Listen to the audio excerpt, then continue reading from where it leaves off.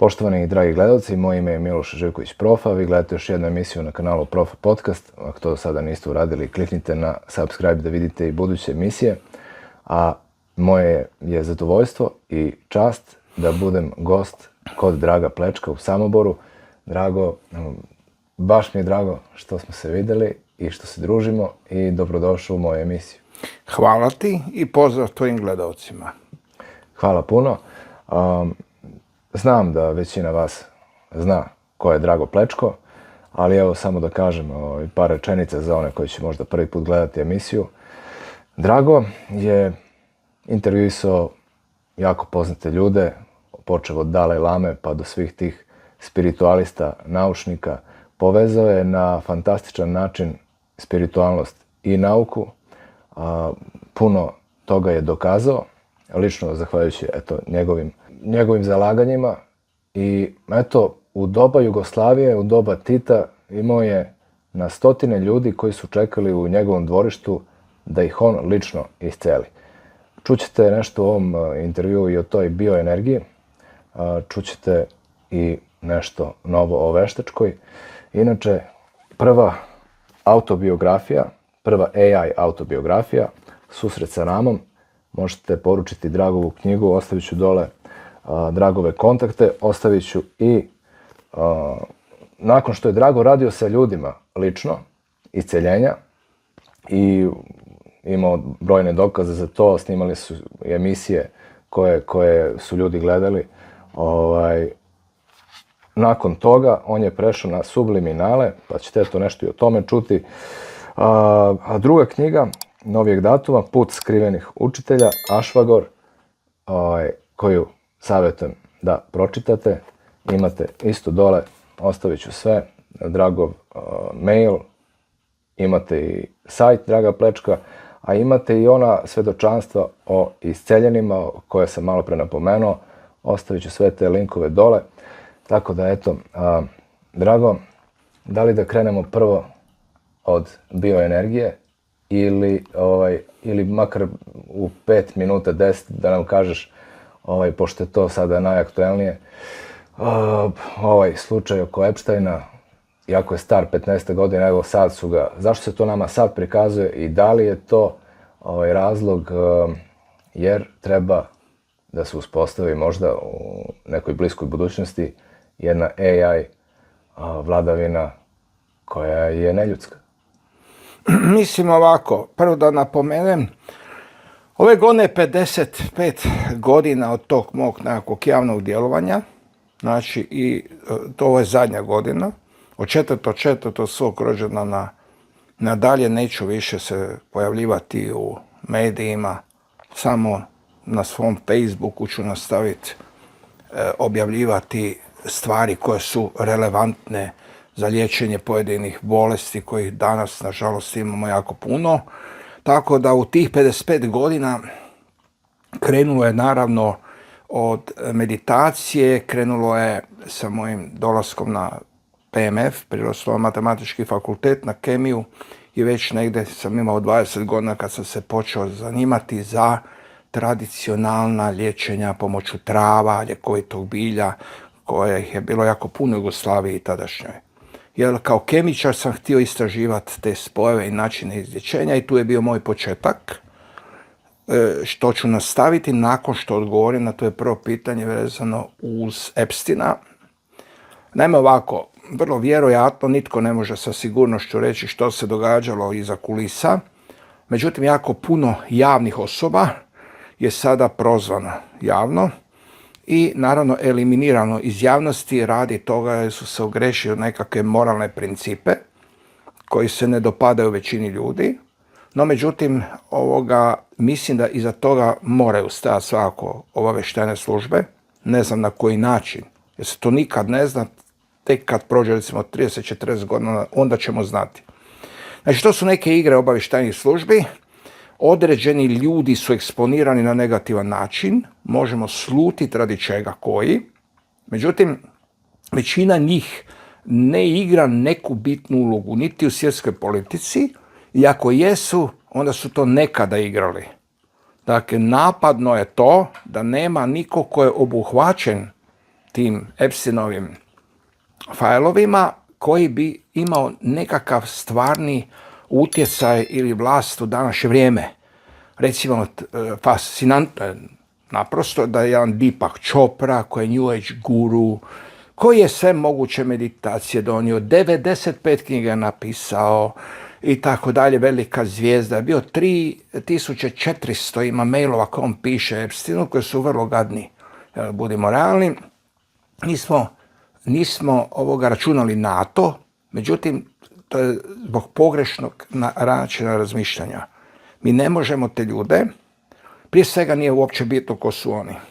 Ako je ono što on govorio istina i ako je to korisno ljudima, za zdravlje, za duhovni razvoj, onda je nebitno tko je on, na kraju krajeva. Jer to je njegova privatna stvar i on će biti eliminiran iz javnosti i snosit će posljedice svojih djela.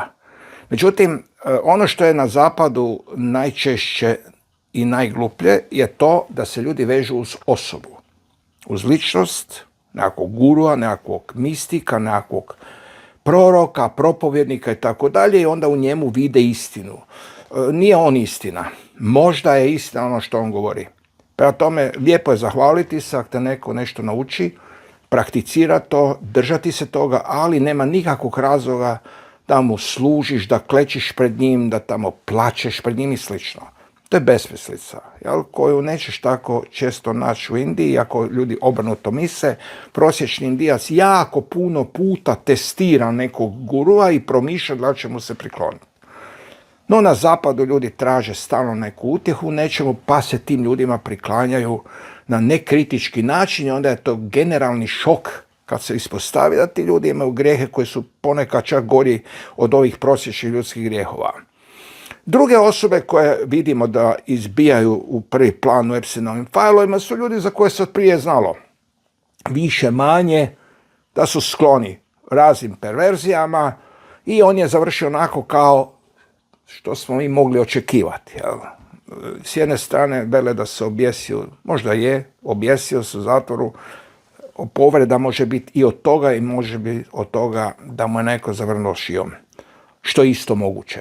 Pa tome nećemo to tako uskoro znati i mislim da nema veze on sa umjetnom inteligencijom, mislim da je on osoba koja se jednostavno potrošila, on je prikupio određene stvari za određene ljude, vjerojatno to i prodavao, možda je nekog počeo ucjenjivati i tu uvijek dođe do takvog neugodnog kraja.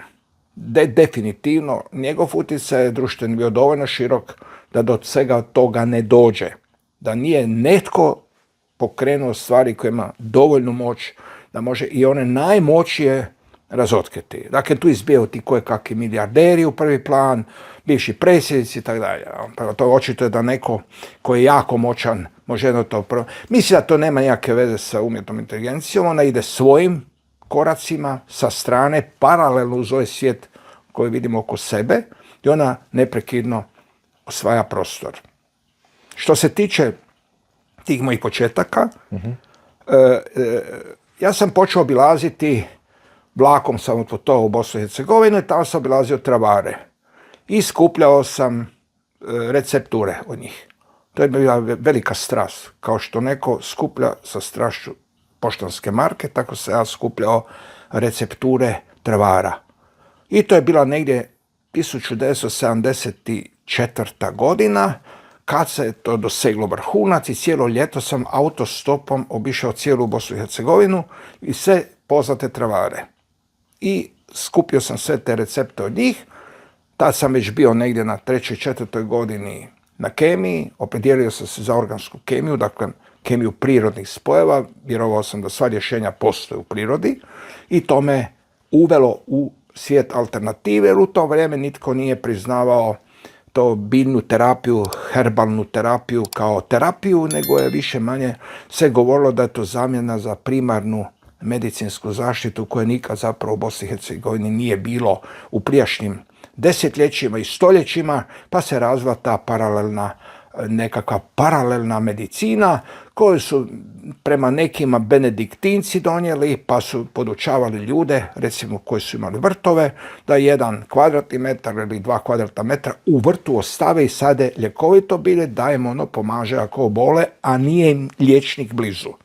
Znači, to je, povijesti su uzroci toga bili. Ja sam se jako oduševio za to i na neki način to je početak mog ulaska u alternativu. Naravno, nakon toga slijedi postdiplomski studij, također sam se bavio kemijom prirodnih spojeva, tad već sa kemoterapeuticima, na primjer, koji su dobivani iz prirodnog materijala kao kamptotecin. Onda recimo počeo sam se baviti više sa nekakvom halucinogenima, na primjer. Moj postdiplomski studij, odnosno magistarski rad je posvećen kemiji triptofana, a ona je vezana uz to su indolske te jezgre, uz halucinogene, pa sam pokušao neke paralele tu istražiti i tako sam polako, ujedno paralelno se počeo baviti i meditacijom, i jogom, i tibetskom tantrom i došao sam do bioenergije koja u tom trenutku predstavljala jedan veliki iskorak naprijed. Ja ću objasniti radi čega.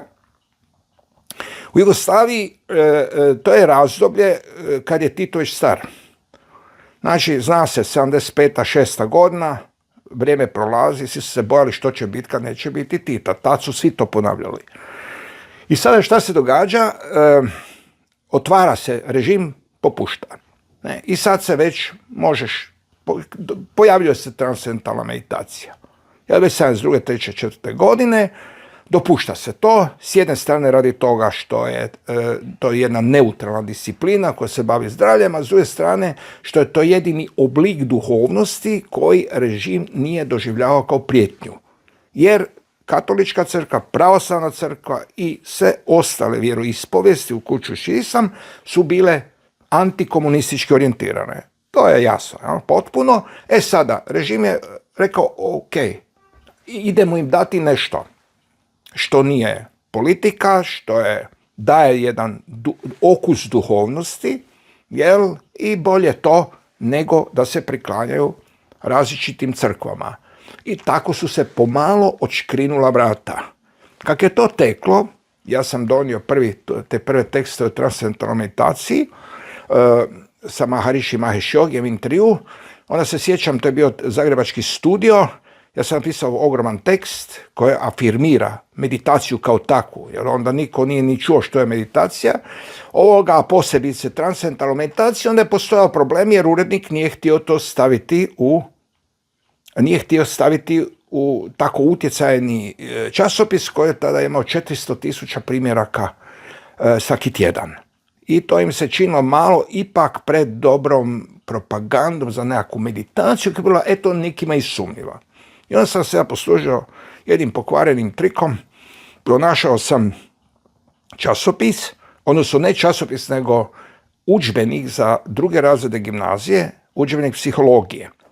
Autor je bio neki doktor Roth. I unutra piše mali pasus, sasvim majušni pasus, da je jedna nova metoda transcendentalna meditacija, snižuje bazalni metabolizam. Dobra je za relaksaciju, zdrava je. Ja pitam ko je taj čovjek, taj Roth, veli pa on ti je general pukovnik na nekakvoj bolnici, rekao idealno. Ja krenem sa tekstom i kao što je napisao general pukovnik, pa kad je to pisalo ili general major, onda je to otvorilo sva vrata. Naravno da on nije ni znao da sam ga zloporabio na taj način, ali veli meni urednik, čuje, sad nam je lakše. Tak su te stvari ulazile na mala vrata u novine. Uvijek si morao pronaći neku paralelu sa marksizmom, s ovim, nešto što je bilo ispravno politički. Ja nisam bio ni u partiji, ni niš, pa je meni bilo možda malo lakše izaći iz tih okvira i pronaći žrtvu, kao što je bio dr. Roth. I sada krenulo je dalje, naravno, napravio sam pravi intervju s Maharišijem, onda sam se ohrabrio, pa sam napravio intervju sa Dalaj Lamom. To je dobro prošlo, jer su se već ljudi aklimatizirali, privikli na to da postoji joga, da postoje te nekakve istočnjačke discipline i onda sam se pojavio u Nedjeljnom podnevu Saše Zalepugina. To je bila najgledanija emisija u Jugoslaviji, 8 milijuna ljudi je to gledalo u Jugoslaviji. Tu sam ja napravio seriju od 6 nastavaka o tibetskoj tantri, meditaciji, svemu onom što sam htio progurati u javnost. I sad je došlo do jedne strahovite eksplozije interesa. Strahovite. Nije bilo magazina, nije bilo novina, nije bilo, ali ničega, ni televizije, ničega ko nije imao za to interes. Sad je to krenulo. Na krilima toga javlja se naravno bioenergija, izlječenje. Ljudi maštaju o tome da postoji još nešto osim medicine što im može pomoći. I sad kreće drugi val alternative koji je sad već 80. godine, Tito umire, sistem se još više razblažnjava i otvara se još veći prostor za pojedine alternativne ideje i sad mi krećemo sumanuto sa tom bioenergijom. Na čelu smo bili Zdenko Domančić i ja i bili su dva različita lika. Ja sam zagovarao apsolutnu suradnju sa medicinom i da se provjere te stvari u laboratoriju. On je rekao, čuj, gubiš vrijeme, pitanje je dana kad će ti biti jasno da nikad medicina to neće prihvatiti. Nažalost, bio je u pravu.